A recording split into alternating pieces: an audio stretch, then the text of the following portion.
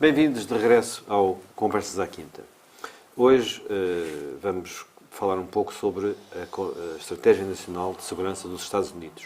Ela foi revelada nos últimos dias, é um documento relativamente longo, um clássico, digamos, do Departamento de Estado, mas que neste caso foi também acompanhada por um discurso de Donald Trump. Há, inclusivamente, algum debate sobre até que ponto é que esse documento estratégico, em que cada palavra é muitas vezes bem pesada e bem medida e é muito elaborado pelos diplomatas profissionais do Departamento de Estado, se relaciona com um discurso do Presidente, que foi, em muitos aspectos, mais dirigido ao seu eleitorado e ao seu público doméstico do que ao mundo. Jaime Gama, há realmente, como alguma imprensa americana referiu, um documento do Departamento de Estado que tende a uma evolução, não é uma ruptura com a tradição dos Estados Unidos, ao contrário daquilo que parece ser o discurso de Trump, onde há enfim, na linha daquilo que foi também a sua campanha eleitoral, alguma ruptura com o compromisso dos Estados Unidos com o mundo. Os Estados Unidos criaram desde há anos esta tradição de ter um documento na área da defesa, um documento na área militar dos Estados-Maiores, ter também um concept paper na área da diplomacia e da política externa, mas desde o momento em que desenvolveram esta articulação entre defesa e diplomacia, criaram também um concept paper para a estratégia de segurança nacional. No fundo, é um documento que é preparado pelo National Security Council para o Presidente, é aprovado pelo Presidente, tem em linha de conta as obrigações que o próprio Congresso impôs ao Presidente para estruturar este tipo de documentos e recebe, naturalmente, no National Security Council os inputs dos serviços de informações, dos departamentos de informação económica, do Departamento de Estado e também da Secretaria da Defesa. É um documento que era esperado porque era finalmente também o tempo de o novo Presidente dos Estados Unidos sintetizar e formular o que foi dizendo antes e depois da campanha sobre a relação externa dos Estados Unidos. O documento, podemos dizer que é um balde de água fria numa perspectiva liberal sobre a relação externa dos Estados Unidos, é um balde de água fria nos multilateralistas tradicionais e é um balde de água fria até na forma como os republicanos moderados, os republicanos do establishment, conduziram as relações externas dos Estados Unidos, porque marca uma ruptura com não só Obama, mas também George W. Bush e essas equipas. O documento não se pode dizer que seja uma surpresa. Não é uma surpresa em relação às ideias que fizeram eleger Trump. E até suponho que o documento representa algum compromisso entre a formulação popular da política externa, da política de defesa e da política de segurança que Trump foi alinhando ao longo do tempo em que se candidatou e depois no início da presidência, e algumas perspectivas mais estabilizadas, mais sedimentadas nas grandes agências e serviços dos Estados Unidos. Há aí até há uma certa, se quiser, domesticação de um trumpismo mais wild por corpos da administração. E é uma síntese interessante o documento, porque procura conjugar essas duas contribuições. É um documento muito para ser lido internamente. É um documento que visa uma eficácia, mostrar que o presidente Trump é coerente com o que disse, com o que propôs e com aqueles valores pelos quais foi eleito. Aí, um ponto. Segundo ponto, é um documento que tem uma finalidade pedagógica, se quiser, e reeducativa para os serviços da administração. Claro que o documento está também montado para impressionar o mundo. Impressionar de uma forma inesperada. porque é um documento onde se critica muito a visão tradicional do relacionamento dos Estados Unidos,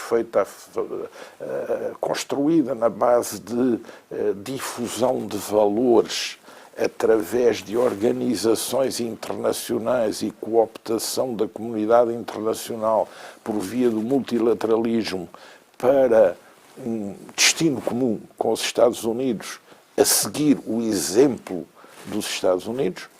Portanto, essa é uma das perspectivas com que os Estados Unidos lidaram muitos anos na vida internacional, mas agora o que Trump vem propor é uma hierarquia de aliados, parceiros, aspirantes a parceiros.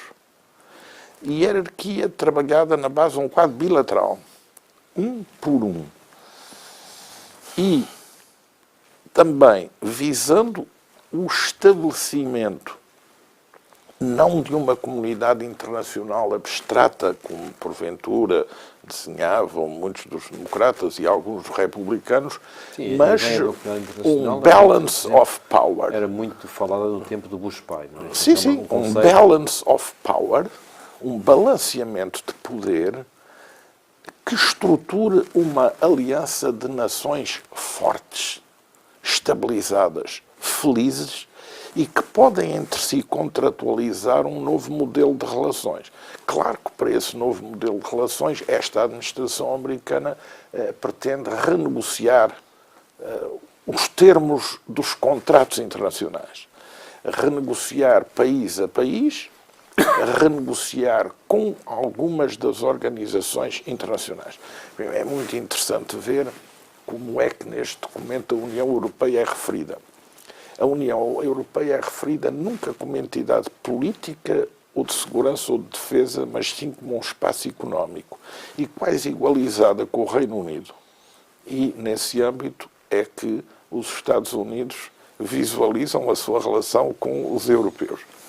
Por outro lado, é muito interessante ver também como é conceptualizada as Nações Unidas, como são conceptualizadas as Nações Unidas. E aí é muito interessante. As Nações Unidas são referidas num curto parágrafo como algo que deve ser reeducado.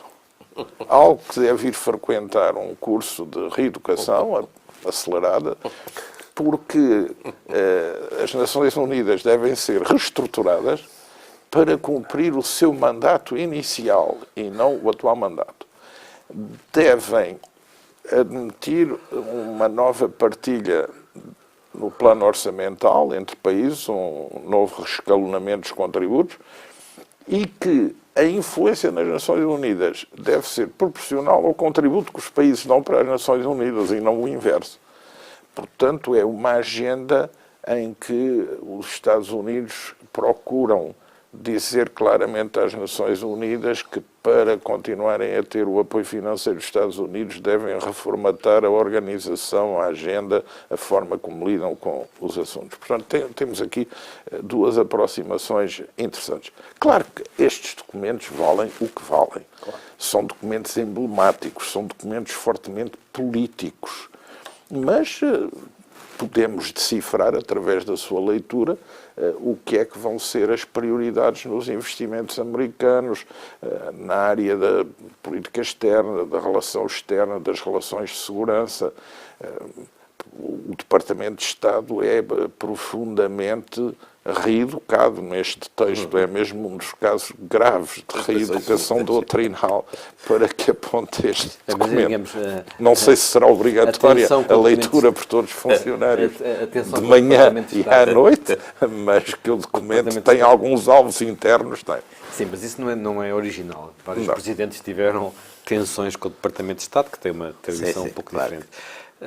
Esta estratégia vem realmente ao encontro daquilo que era prometido ou já há aqui algo mais, apesar de tudo, há uma moderação? Aqui eu acho que, aliás, como o Jaime ali estava a dizer, há algumas nuances. Por exemplo, aquele famosíssimo discurso que o Trump sobre política externa ele pronunciou antes, não é? Esperava-se, por exemplo, um maior isolacionismo, não é? E sobretudo a própria campanha eleitoral.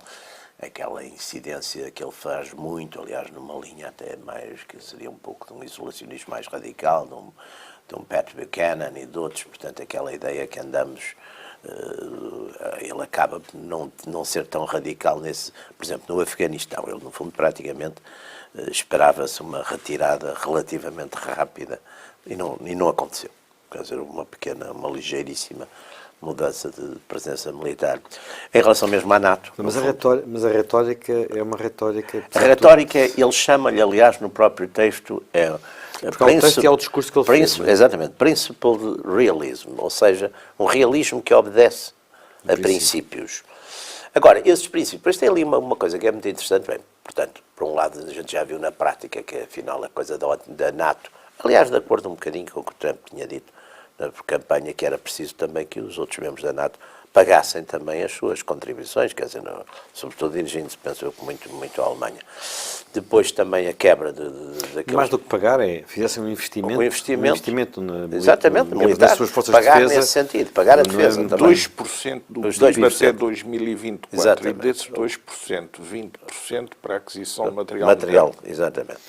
Agora, depois há ali um ponto que é muito interessante, para mim talvez o ponto mais interessante, e até um bocadinho surpreendente, porque ele, se por um lado afasta toda aquela teoria e, digamos, a tal ideologia do internacionalismo liberal, portanto, uma certa exportação do modelo democrático e capitalista para todo o mundo, aliás, a incidência, por exemplo, nas questões dos direitos humanos, etc., ele vem declarar que a Rússia e a China, de certo modo, ele alinha-os como competidores quase inimigos, não é? Porque ele diz, no fundo, que têm princípios diferentes, que procuram centralizar e comandar as suas economias, que procuram, de certo modo, competir, alterar e influenciar as decisões, digamos, no mundo democrático e nos Estados Unidos. Portanto, de certo modo... Ele chama-lhes poderes rivais.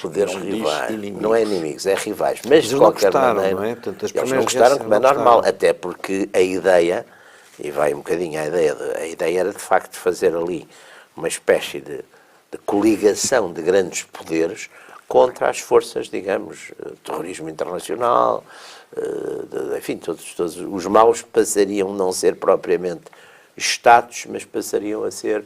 Os maus da fita seriam exatamente mais estes movimentos. Mas isso não há aí uma tensão entre aquele presidente que dava palmadas nas costas ao Putin e ao... Claro, não, mas esse é que é o ponto interessante. Portanto, e ao Xi Jinping, com quem ele diz que tinha tido uma relação fantástica, não sei o quê, e agora vem, de certo modo, voltar um bocadinho, lá está, mas voltar um bocadinho à retórica da campanha, que era apontar, de certo modo, a China como como fazendo imensa batota no comércio, na coisa das patentes, no roubo de patentes, etc. Portanto, aqui, e daí que o documento seja uma síntese curiosa e, como todas as tentativas de síntese curiosa, às vezes com aquilo que a gente pode achar algumas contradições, não é? Embora seja um documento longo, não é?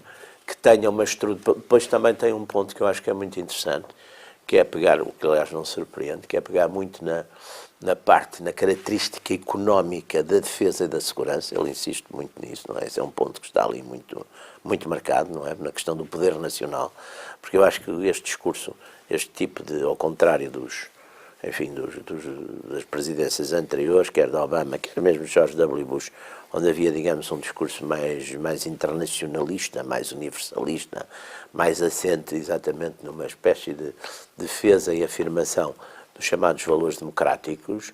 Aqui há um regresso, há uma declaração de realismo, não é? Dizer o que nos interessa, acima de tudo, é defender os interesses nacionais. Não deixa de haver ideias de uma grande comunidade internacional ou de valores, enfim, metapolíticos que dominem esses interesses.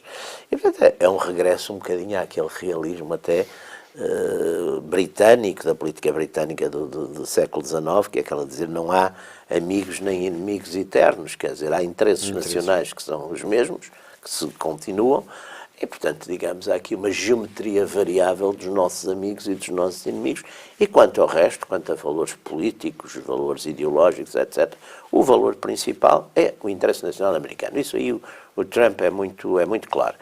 E depois a articulação, lá está, por exemplo, o combate no coisa dos inimigos. Os inimigos, há um ponto que é interessante, que é, por um lado, defender, mas depois, digamos, destruí-los. Aliás, o capítulo sobre a segurança tem esse aspecto, quer dizer, é ir às origens desses inimigos, onde, aliás, e o Trump já, nas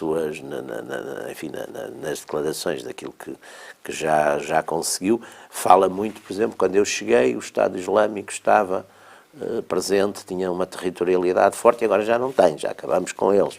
Portanto, há ali uma afirmação... Sim, a contribuição dos Estados Unidos foi pequena para isso. Não foi tão pequena como isso, mas foi... Sim, foi sobretudo no Iraque. Foi no Iraque. E foi sobretudo, enfim, foi uma contribuição, e mesmo noutra coisa, é a contribuição do grande poder, no fundo foi mais uma contribuição material e sem grandes riscos no terreno, não é? Mas eu isso penso que é o que faz sentido, quer dizer, não há um engajamento de botas no chão grande, mas apesar de tudo reforçaram com uma série de umas centenas largas de forças especiais e conselheiros no Iraque, o treino das forças iraquianas, uma certa coligação, embora um bocadinho estranha e abstrusa, ali na Síria, que depois também acabou relativamente mal, porque o grupo apoiado pelos Estados Unidos não teve grande sucesso, não é? Foi um dos grandes vencedores ali da conflagração da Síria, foi de facto o governo sírio e os russos, não é? Que saíram. Mas, portanto, este documento, como Jaime Gama dizia, estes documentos também são documentos que são grandes linhas, traduzem mais, às vezes, uma sensibilidade política ou ideológica, têm interesse, são uma ruptura com o internacionalismo liberal, isso são definitivamente essa ruptura, mas depois parece haver uma recuperação desse internacionalismo liberal quando se fala exatamente destas nações rivais, como a Rússia e a China, que são denominadas como tais, e que se diz que, de certo modo, partilham ou perfilham valores diferentes dos nossos valores. Aí não há só uma análise de realismo político, não é? De realpolitik, mas há uma certa inferência ideológica. Eles têm valores diferentes dos nossos, nas sociedades, até falando da questão interna, usam meios, no fundo, autoritários, de controle das suas opiniões, dos seus próprios cidadãos, e de certo modo têm, portanto, uma Weltanschauung, uma concepção do mundo e da vida que é diferente da nossa. Eu acho que isto deve ser um documento, como todos, nasce de uma certa negociação para acabar numa síntese em que, enfim, também eu acho que ali há um peso grande, quer da área da defesa, quer da própria área do State Department, para não deixar aquilo também cair ser uma coisa propriamente de tipo, digamos, dos princípios de Trump, e aqueles princípios, tanto de um isolacionismo, de uma afirmação pura e simples dos interesses americanos, de uma certa retirada, enfim, e um certo abandonar de posições estratégicas, e portanto eu acho que é um documento de síntese e negociado. Como é que isto, nesse documento, por exemplo, cruza com estes desenvolvimentos em relação ao Médio Oriente, nomeadamente a posição sobre Jerusalém e depois a forma como os Estados Unidos conduziram, pelos discursos e pelas próprias intervenções de Trump, o debate nas Nações Unidas, não é? Portanto, aos discursos da embaixadora, no Conselho de Segurança, onde os Estados Unidos ficaram, enfim, 1 contra 14, mas depois houve uma coisa que não penso que é original, que é muitos dos que votaram contra nós estão a receber subsídios e, portanto, nós vamos repensar isso. Portanto, isto é o Trump não moderado, o Trump irascível, ou podemos enquadrar dentro desta estratégia que de alguma forma relativiza e diminui e usa a arma económica como forma de... Em maior ou menor dose, mais vocalizado ou não, isso é uma prática tradicional dos Estados Unidos para influenciar o voto. E nas talvez não Nações só Unidas deles, isso é usado com frequência e tem sido usado com frequência. Agora, O que é interessante verificar é como esta administração americana pretende, em relação a todo e qualquer problema regional, desestabilizar o conceito anterior com que esse problema era focado. Por exemplo, em relação à Ásia, a China é muito atacada como parceiro desleal no comércio. Mas a China não é verdadeiramente ostracizada neste documento. O que está em causa é uma renegociação dos termos da relação comercial dos Estados Unidos com a China. E até se virmos... Não poderia ser, até por causa da tensão com a Coreia. E até sim, mas o que é interessante verificar é como, apesar de garantias firmes em relação à defesa antimíssil, à criação de uma cobertura da área que são tranquilizadores para a Coreia e para o Japão, onde, aliás, aparece pela administração americana a noção de desnuclearização da Península Coreana, é uma proposta deste documento, mas a verdade é que o acentuar de quem serão os aliados principais e o maior parceiro da cooperação militar, a Índia e também o Paquistão. Há uma certa mudança. Um shift. E os países, digamos, que formavam a coroa do Sudoeste Asiático, embora referidos, são de certa forma ultrapassados pela Índia como que escolhida para pivotar a aliança nessa área. Isso é interessante. Em relação ao Médio Oriente, há também uma mudança. Também não é uma forma de tentar equilibrar a China, porque a Índia é uma... Sim, é óbvio.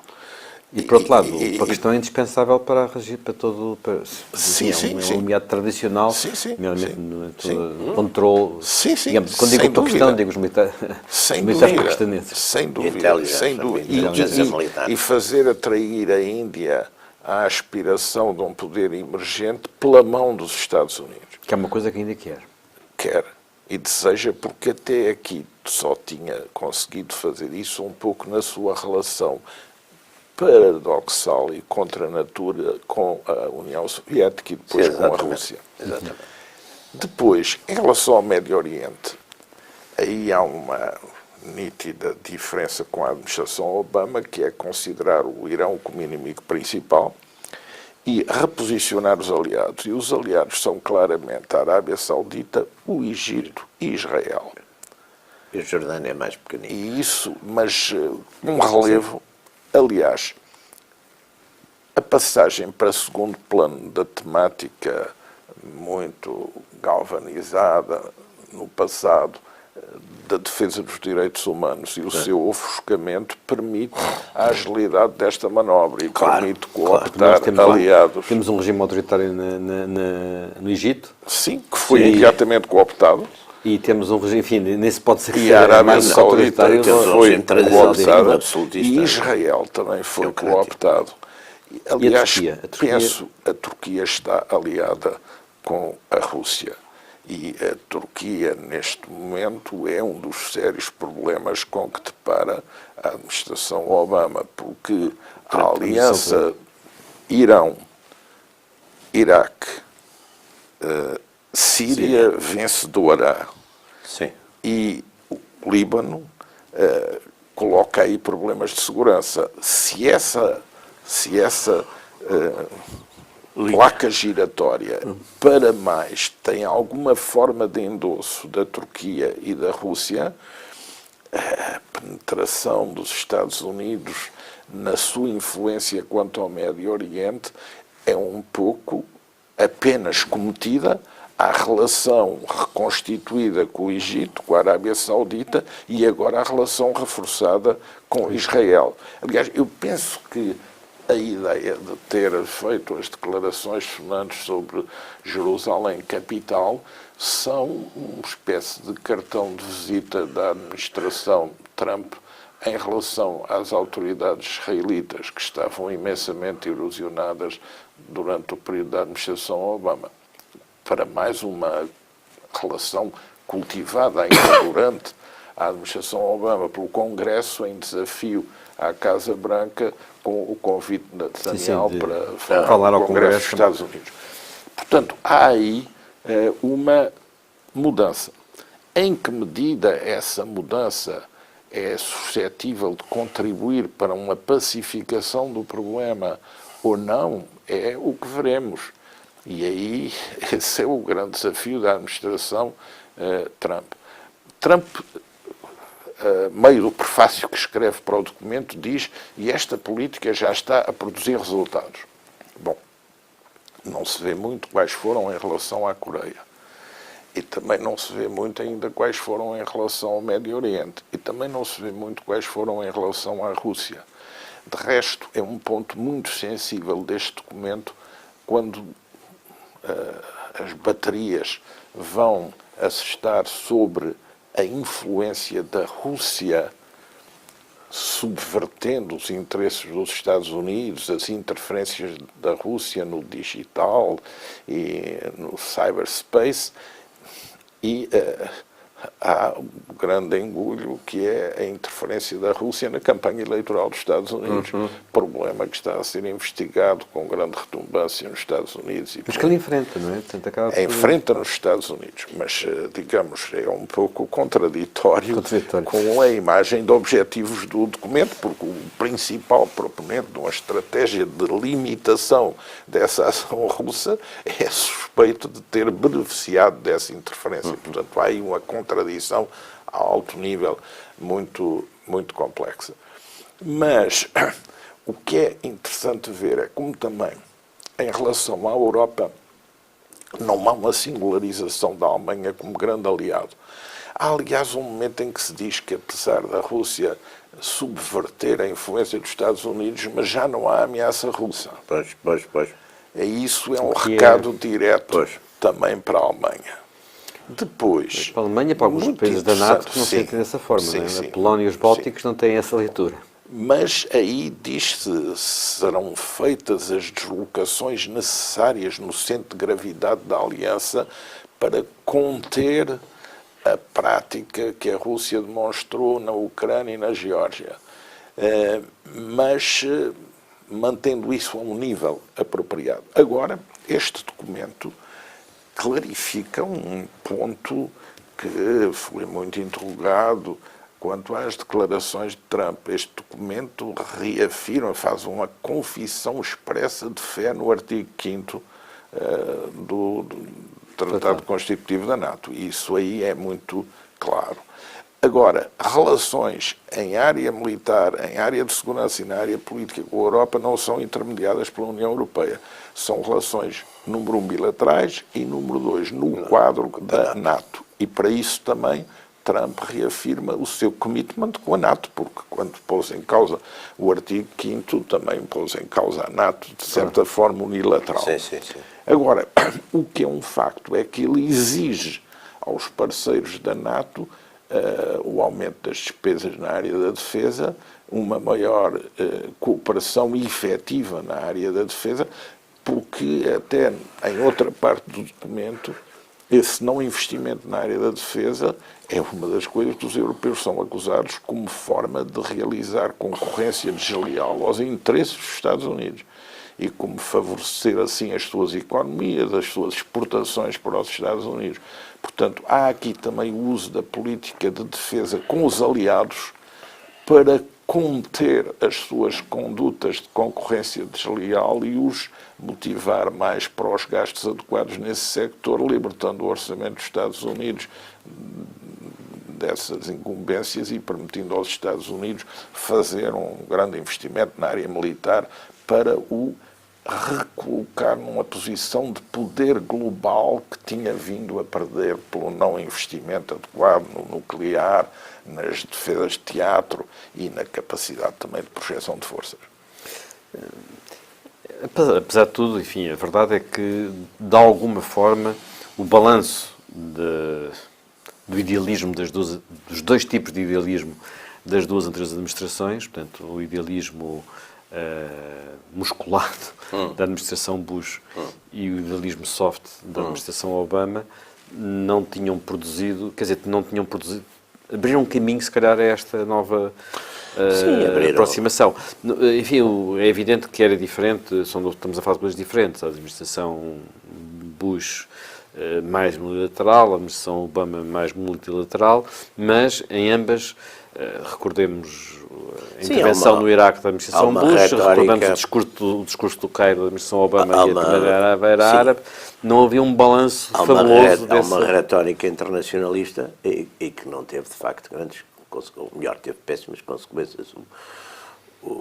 Quer dizer, a invasão do Iraque escaqueirou completamente o Médio Oriente, deu origem exatamente ao aparecimento e ao incremento, digamos, destes movimentos de tipo jihadista, acabou por resultar exatamente no triunfo, quer no Iraque, quer mais tarde na consolidação da Síria, enfim, de regimes mais depressa ligados a Teherão por afinidades ideológico-religiosas do que propriamente aquilo que seria... E para além do mais, de facto, fragmentou o Médio Oriente, dando origem àquele episódio que, enfim, que aparentemente parece, não direi ultrapassado, mas parece sob controle do Estado Islâmico e, portanto, acabou por ser uma política altamente ideológica, muito inspirada, penso eu, pelos neoconservadores, que de certo modo tomaram ali no momento praticamente conta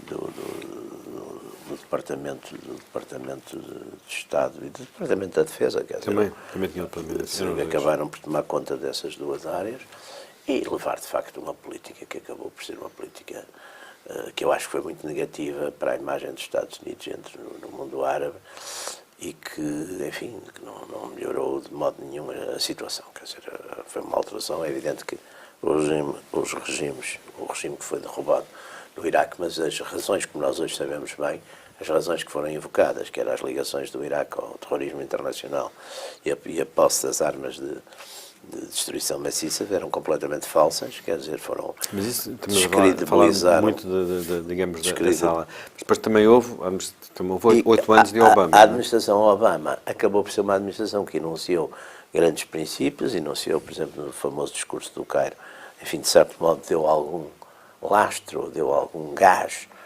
umas certas reivindicações, enfim, democráticas numa série de estados da região, e também parece que tudo isso acabou relativamente mal, porque acabou com a fragmentação, acabou no Egito ter uma viragem e depois uma reviragem, e voltou tudo ao mesmo, embora Sheikh Mubarak tivesse ido à vida, mas voltou a um regime militar, que parece que está a fazer alguns esforços em termos de desenvolvimento e em termos, enfim, coisas que a gente pode considerar positivas, e além disso também não há ali alternativas, mas levou completamente à fragmentação e destruição praticamente da Líbia, não é? Que ficou um Estado completamente marginal, um Estado falhado, cheio de movimentos de guerrilheiros e de divisões de poderes e tudo isso. Tunísia também, enfim, lá vai sobrevivendo. Mas toda aquela área, portanto, acabou por ser percorrida por movimentos que não tiveram. Por outro lado, também Obama, numa dada altura, tomou posições aparentemente mais enérgicas e que depois falhou, não é? Foi a célebre história da linha vermelha com os sírios, não é? Portanto, de certo modo, foi aliás, Obama era, acima de tudo, um grande retórico e, de facto, é um grande retórico, mas toda aquela... E, portanto, esta política mais brutal, mais dura, mais virada para os interesses e numa afirmação de interesses americanos e America First e tudo isso, acabou por ter uma certa repercussão e um certo apoio na tal América profunda que não tem de facto esses valores internacionalistas, tem outros valores, tem valores mais religiosos, mais localizados, mais ligados exatamente ao nacionalismo americano, que também é uma coisa curiosa, que normalmente o nacionalismo aparece quando as nações se sentem em perigo. As nações fortes não precisam de se proclamar nacionalistas, quer dizer, o nacionalismo é uma coisa que está lá sempre, não é? Quando têm que começar a proclamar-se, é sinal que há uma sensação, e é isso, aliás, é esse fenómeno que está muito na base da eleição de um candidato com o perfil não só ideológico, vamos pôr as coisas assim, mas com um perfil até humano e psicológico de Ronald Reagan, é aquela ideia de Ronald Reagan, de Donald Trump. Quer dizer, a ideia, este homem vai de facto mudar as coisas e vai fazer. A gente não sabe muito bem o que é que ele vai fazer, mas não queremos o que está. Estamos fartos do que está. E eu julgo que isso é de facto uma.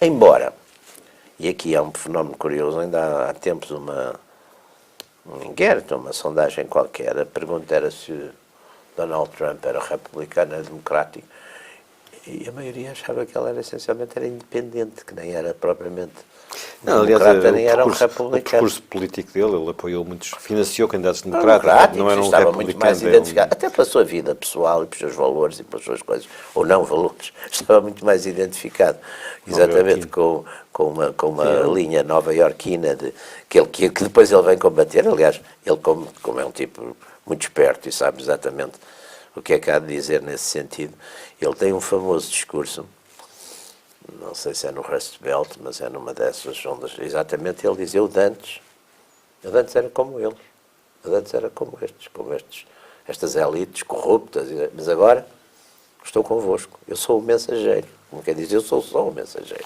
É muito interessante isso, porque ele claro que ele tem consciência, é um homem inteligente, pode-se dizer que se disser, com certeza que não é um homem com cultura política, mas é um homem muito inteligente e também tinha, e para o que lhe faltava tinha quem lhe dissesse, o Bannon ajudou aí muito, mas ele tinha perfeitamente a consciência, não é, que haveria muitos dos seus possíveis partidários e eleitores que exatamente diriam: não vives assim, quer dizer, não viveste assim, segundo estes valores, pelo contrário, quer dizer, Sim, portanto, quer dizer, bom, e agora há coisas curiosas, não sei se vocês viram, ele agora quando foi esta aprovação esta votação para a aprovação dos impostos, aparece uma fotografia com o gabinete todo a rezar antes da reunião para pedir a Deus que é uma coisa, quer dizer... Que não é nada, não é muito comum, mas, portanto, lá está, e não corresponde de forma alguma, nem sei se às convicções dele. Pois, mas ele identifica-se muito, como muitos homens políticos, identifica-se mais com as convicções dos seus apoiantes, que a democracia tem que ser um bocado assim, não é? Identifica-se mais com as convicções dos seus apoiantes do que com aquilo que será, mas pelo menos tem esse tipo de gestos. Portanto, há aqui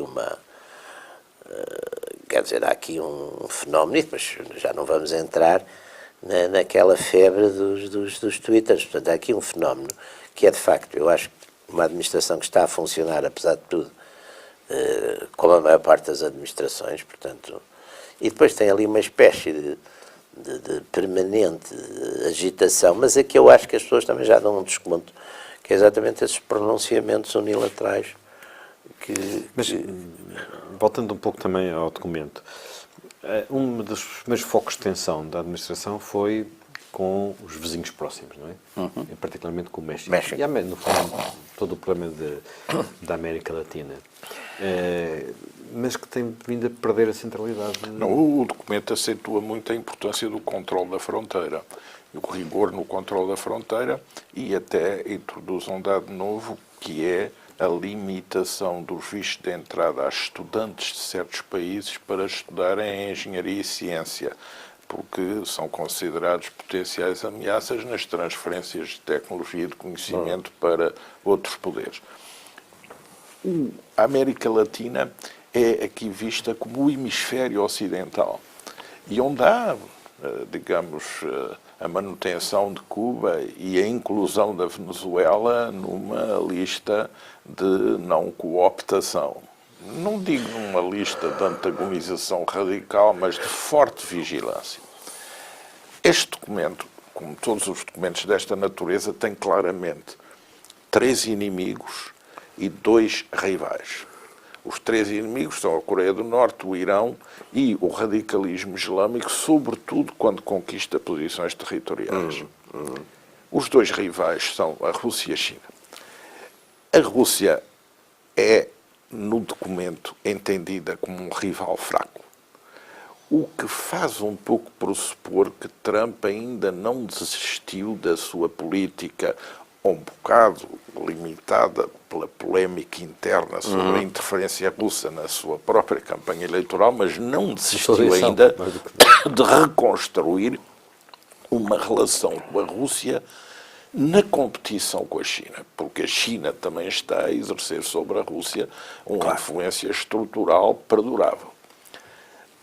O grande rival deste documento, da forma como este documento está redigido, é sem dúvida a China.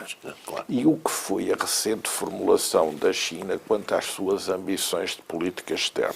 Eu acho que foi quem foi mais vocal na reação. A rota da seda e o cinto periférico, a ideia de que a China vai ser a new nation, as ideias todas de Xi Jinping de restabelecimento da China como alguém que agora está a preparar, está na véspera de preparar a sua entrada no centro do palco. Isto é, a sua entrada com uma política própria para estruturar à sua maneira a globalização e a sociedade global. E é muito interessante ver como este documento até quase que cita, sem o citar, os documentos chineses.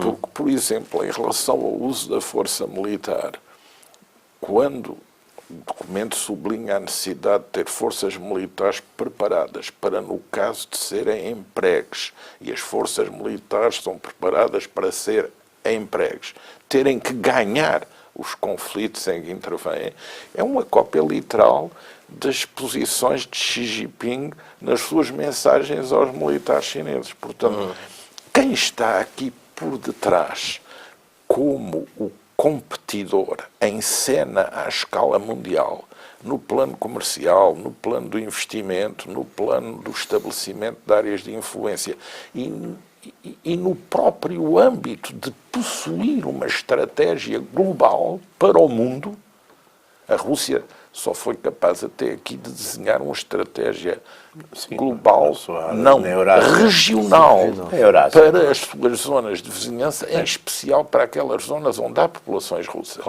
É a sua ambição. Não é a ambição, não é mundial, porque não tem a capacidade para interferir no plano mundial. Mas a China começa a ter.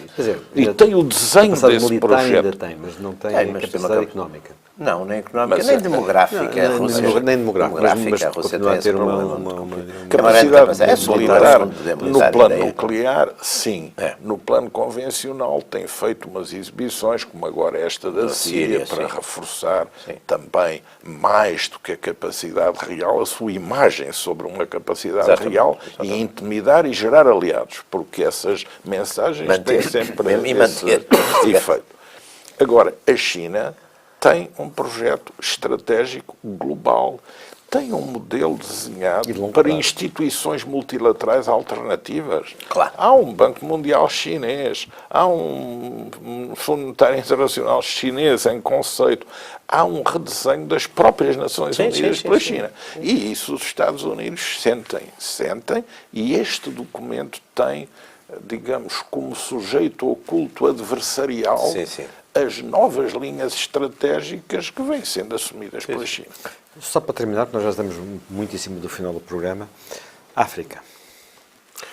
África, quer dizer, vamos lá ver, a África continua a ser, mas talvez aí... Muito esquecido. Continua a ser muito esquecido, apesar de agora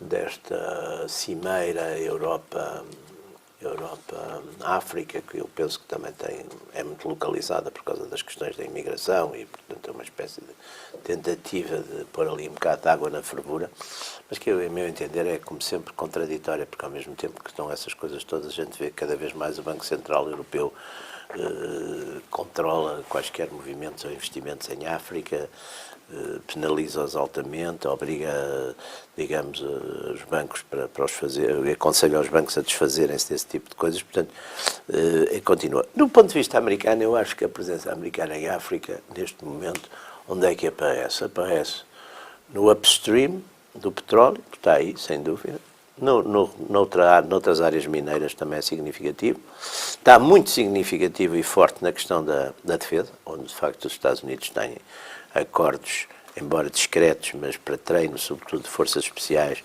têm com mais de 20 países africanos, embora sejam coisas relativamente discretas e até de relativa pequena dimensão, mas aí é que eu penso que exatamente a competição com a China, que essa sim está aí em África com grande força, com uma grande presença, agora até já passou a ter também alguma presença militar que não tinha, não é, com esta base de Djibouti, e aí eu acho que os Estados Unidos irão, de facto, começar a olhar com outros olhos para a África. Mas a África, neste documento, é tida como a sexta prioridade regional, quer para a economia, quer para a política, quer para a segurança e defesa.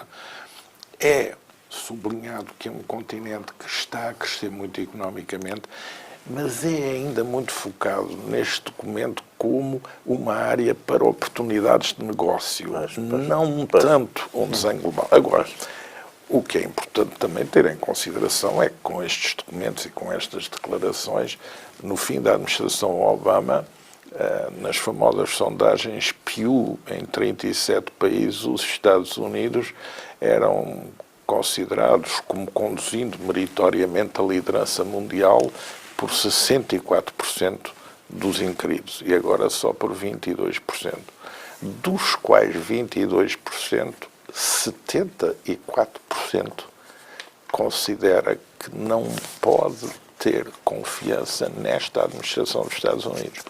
Ou seja, os Estados Unidos serão levados a um momento em que também terão que checar os resultados mundiais deste tipo de mensagens que mandam para a comunidade internacional.